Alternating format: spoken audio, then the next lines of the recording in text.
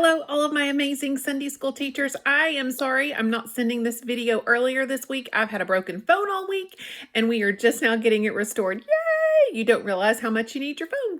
So I am so excited to see what's going to be coming up this week. So in kindergarten, y'all are going to be continuing looking at the life of Moses, and your story is about how the water was bitter, and then Moses threw the stick in and it made everything sweet. And that's just a reflection of when Jesus dies on the cross, his cross. So that wood made the bitter water of our life sweet. So y'all have some really fun activities that you're going to get to do in your kindergarten class.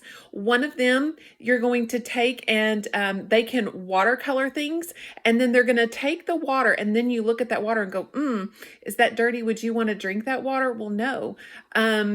God makes everything sweet, and God was able to make that water in the story clean.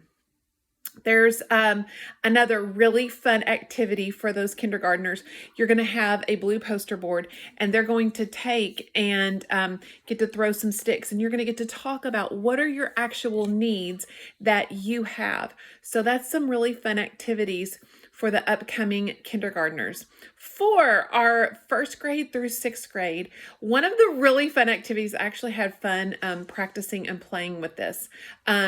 So we're doing Snapshot, and we're looking at kind of the life of Moses and all the things, and take some snapshots of the kids and send them to me, and I will get those put in for the next week so that they can see themselves. One of the things, you have a clipboard, and you tape on a spoon, and then you have some ping pong balls, and you're going to flip those ping pong balls to the kids and put a number on those ping pong balls, and then see if they can remember all of the which command that was. So that's one of the fun activities for them this coming week. There's also a fun card game called Bible Verse Bonkers, where you're going to put those cards down, and then they're going to all decide what motion that they're going to do if they pick the card bonkers. But their goal is to put the Bible verse in order. So fifth and sixth grade, and for kids worship. So I get to teach kids worship tomorrow. Missy is out, but I am so excited because when I was doing some research on the 10 Commandments, I love going back in Jewish history, and I want to understand the context of everything just a little bit more. So as I was doing research, there is this parallel between the 10 Commandments and everything that happened there and a Jewish wedding. It blew my mind. So in a Jewish wedding, the first thing that they have to do is they have to go through a purification or a cleansing. Well, that's what God asked them to do before everything happened. The second thing is you have to have a special place and a thing called a huppah, and I'm not sure I'm saying that right, but it's a covering. And so that special place was Mount Sinai, and there was a covering. God provided it himself. It was a cloud literally covered the entire mountain. So the third thing is there has to be kind of like written agreements. Well, guess what? What happened on the mountain? There was a written agreement, and I have to tell you this. So in the Jewish tradition, the man gets a copy of the so all of the agreement, the wedding agreement, and then the woman gets a copy of the wedding agreement. So there's two agreements, and they both sign them.